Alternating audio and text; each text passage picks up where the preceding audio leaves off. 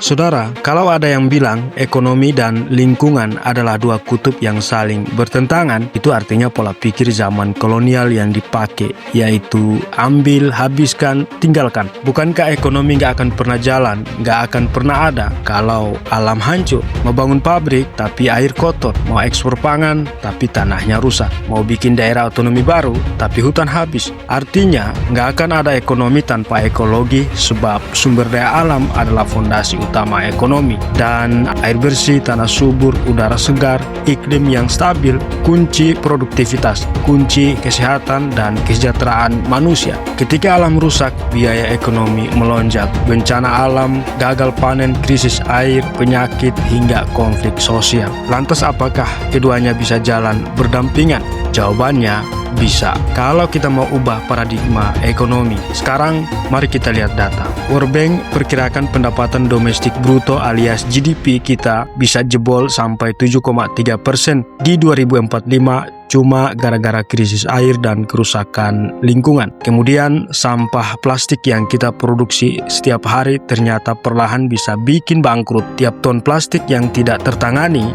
bikin rugi sampai 450 juta rupiah per tahun. Lantas siapa yang bakal tanggung akibatnya? Tentu bukan korporasi, bukan pengusaha, bukan para menteri, bukan pula presiden, tetapi rakyat. Tambah parah lagi, tiap 1% pertumbuhan ekonomi, emisi karbon naik 2,09%. Jadi jangan pikir kita makin kaya makin aman. Salah, saudara.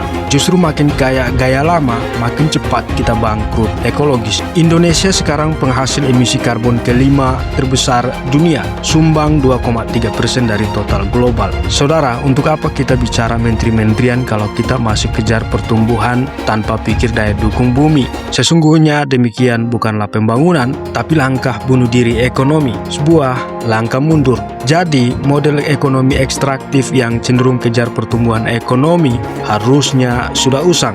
Yang dibutuhkan adalah ekonomi regeneratif, di mana pembangunan berjalan sejalan dengan pelestarian lingkungan. Lantas mau terus kejar angka GDP, tapi tempat kita berteduh, rumah kita, planet kita, bumi kita makin rusak tiap hari? Atau mulai bangun ekonomi cerdas, energi bersih, teknologi ramah lingkungan, industri hijau, konsumsi sadar? Saudara, sejatinya ekonomi bukan hanya soal duit hari ini, tapi soal kelangsungan hidup kita besok hari. Percuma ekonomi bikin uang banyak, tapi bikin anak cucu kita tinggal di bumi yang rusak, maka sesungguhnya kitalah yang mewariskan kutukan bagi generasi mendatang. Olehnya itu, kemauan politik dan kesadaran bersama sangat penting di tangan pemimpin dan masyarakat yang gak cuma ketarik investasi asing tanpa pikir daya dukung lingkungan.